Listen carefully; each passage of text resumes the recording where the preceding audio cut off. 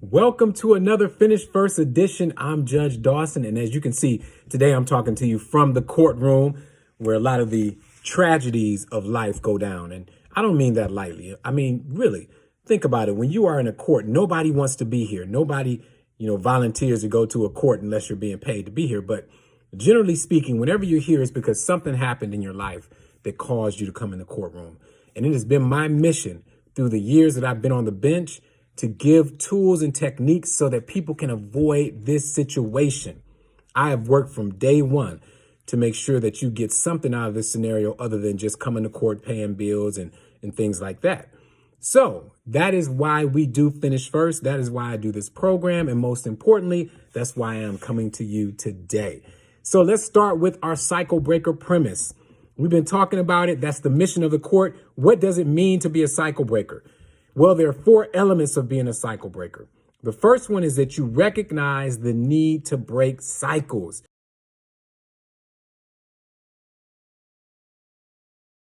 That means there is something in your life that you know you need to change, and you make a commitment to changing it.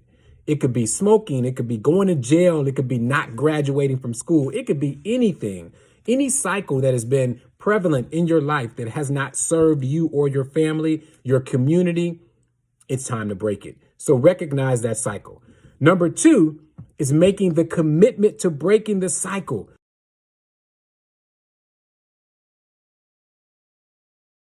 See, it's enough to say, you know what, I recognize that as a cycle, but the next step is to make the commitment to breaking the cycle. And then number 3, you have to get tooled up, meaning you have to get tools so that you are prepared to break the cycle.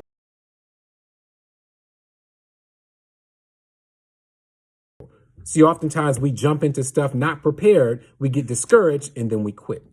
But when you get the right tools, the right resources, the right people around you, get in the right environment, that's when you'll be able to break those cycles. And then the last one, the last element, number 4, is to have the grit to stay in the game when the going gets tough.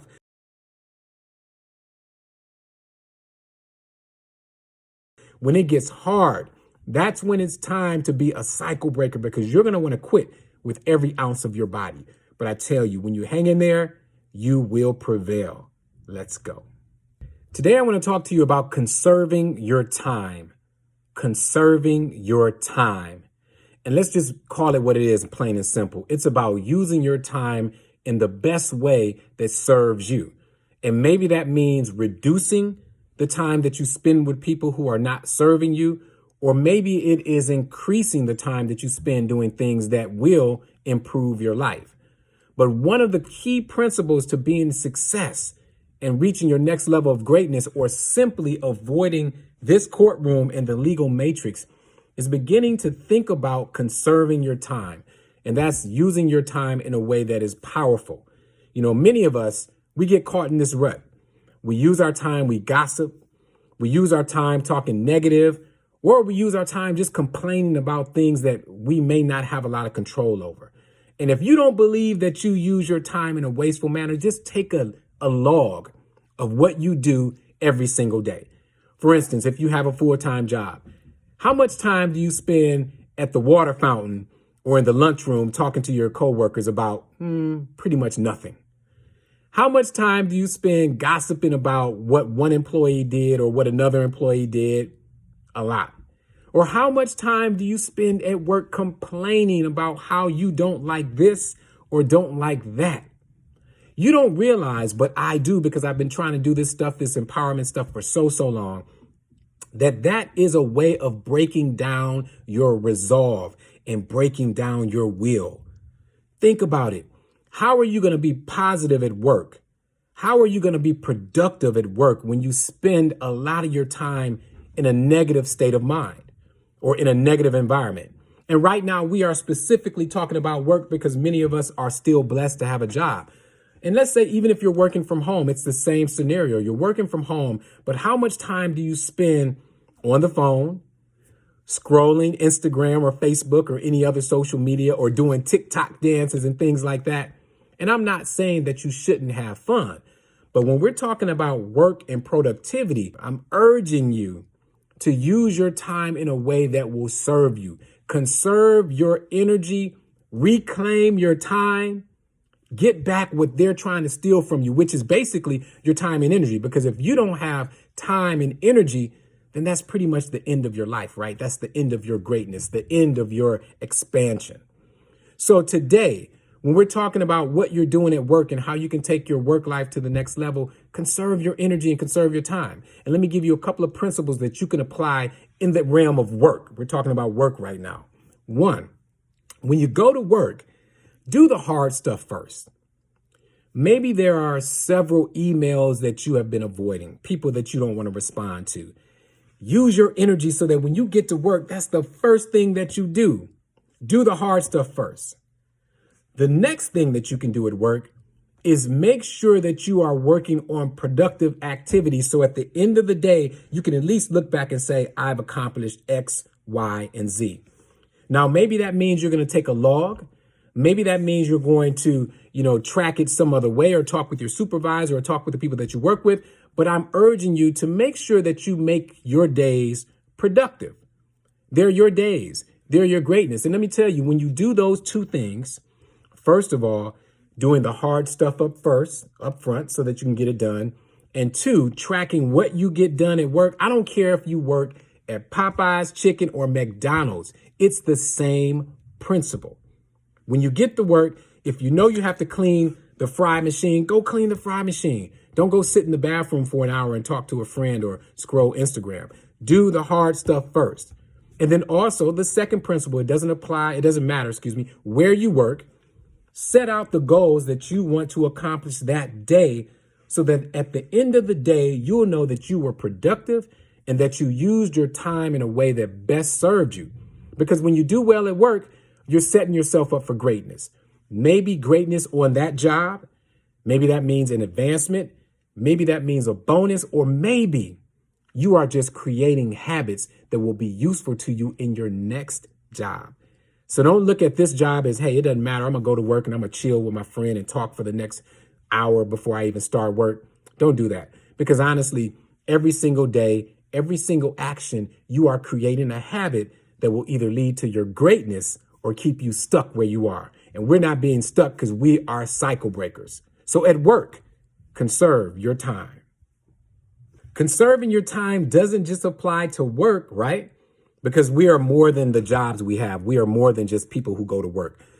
What about in your relationships? And that's important because we spend all of our lives in some form of relationship, whether it's the relationship that you have with your parents, the relationships that you have with your friends, or maybe just the relationships that you have with general people that you meet every single day. So the question becomes, even in your relationships, are you utilizing and conserving your time to the best of your ability? And remember, when we talk about the best of our abilities, what we're really talking about is how do you make sure that you're using this limited time that we have on earth to expand and to grow into your greatest self. That's the key. It's all about you being your absolute best while you're here.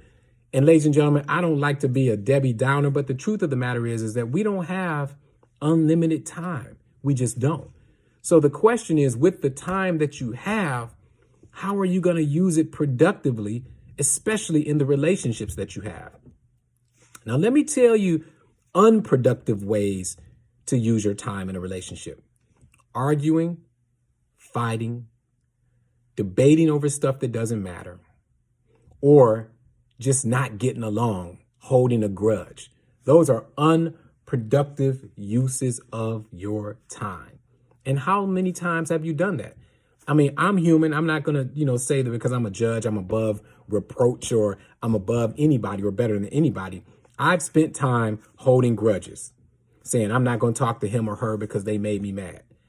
I've spent time debating with people about things that really don't matter. Like at the end of the day, is this debate going to make me better?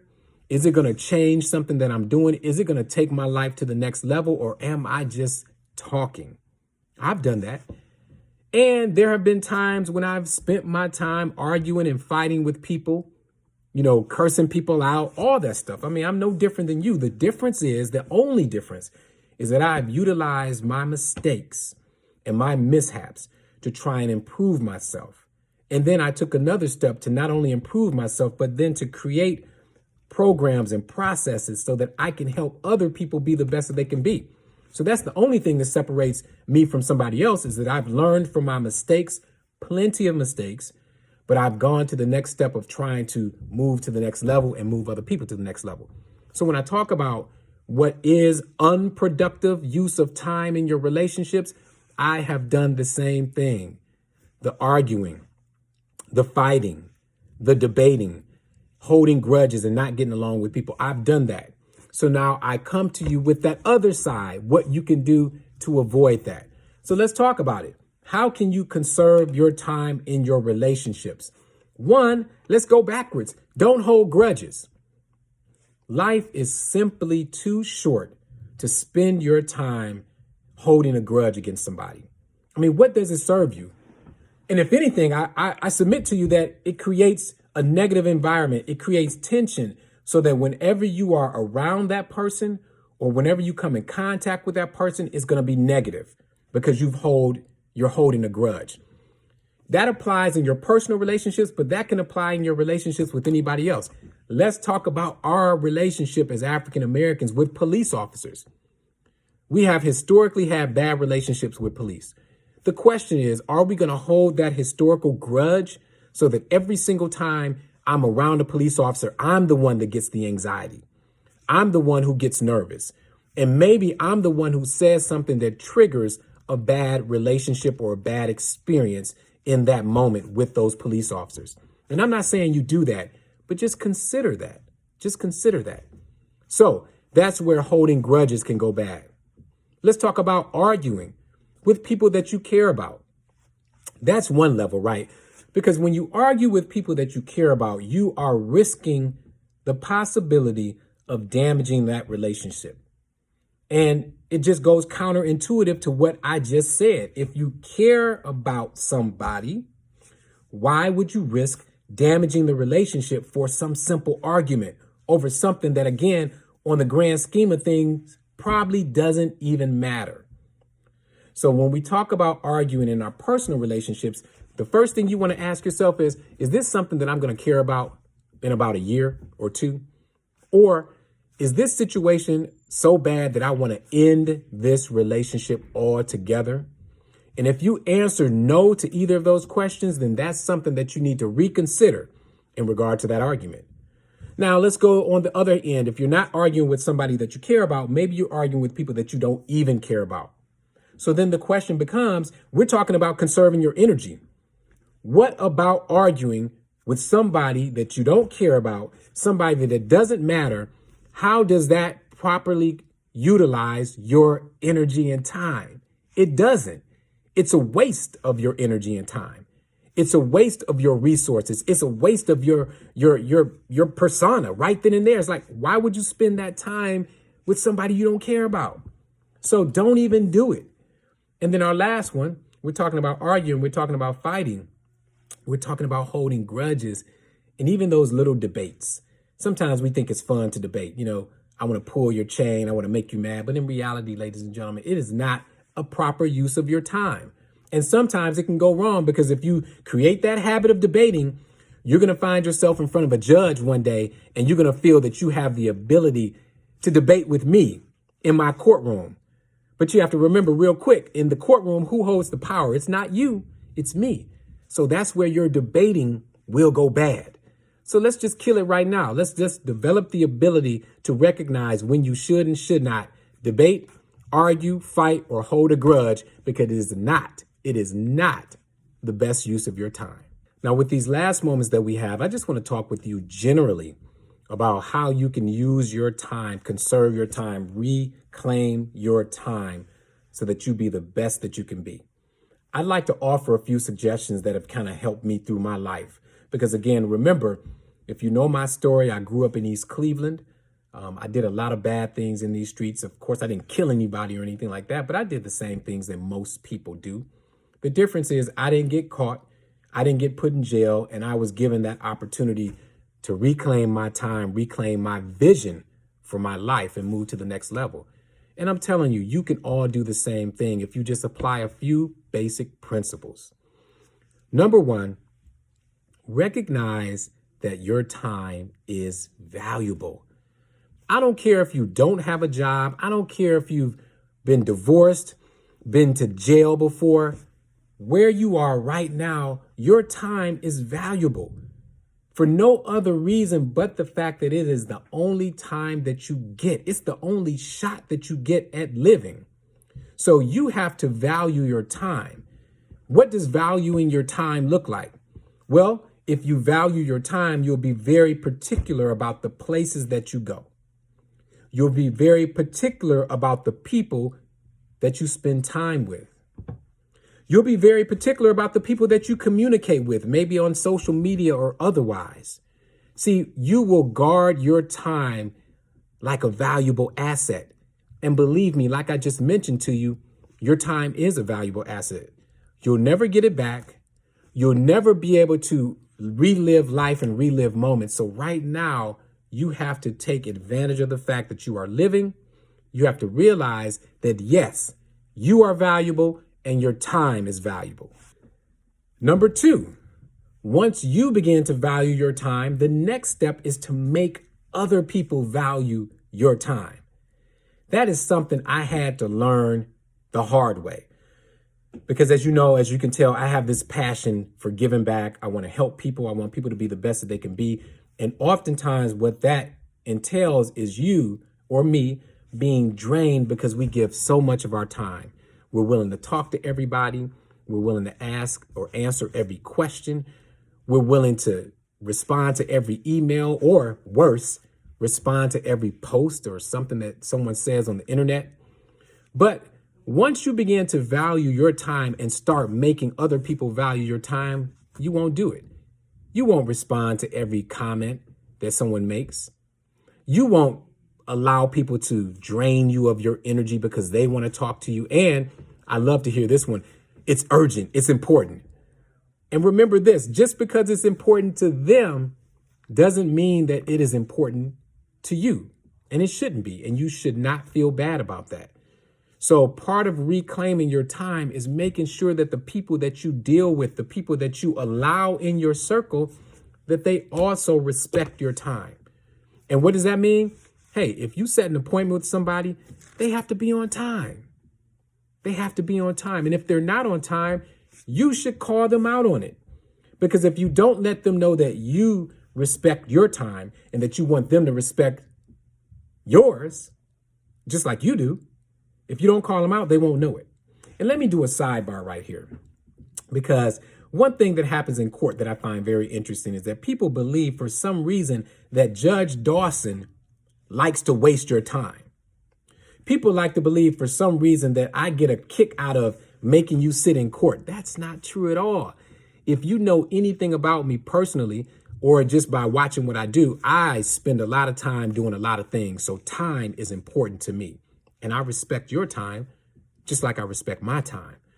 But the difference between you and I is that when I walk into this courthouse, I have 1 million things to do before I make it on the bench. I have people who want to meet with me, problems I need to solve, attitudes I need to adjust, moods that I need to adhere to. I have work that I need to do, signatures, tons of things. But I do it all with the mindset that I'm respecting everyone's time. So that's my little commercial break. But most importantly, to this moment right here, to what we're talking about, number 2 is to make sure that other people value your time. You cannot be available for everybody. You cannot respond to every message. You cannot be everything to everybody because your time is important to you. Number 3, I like to keep this principle in the back of my head. Time equals life.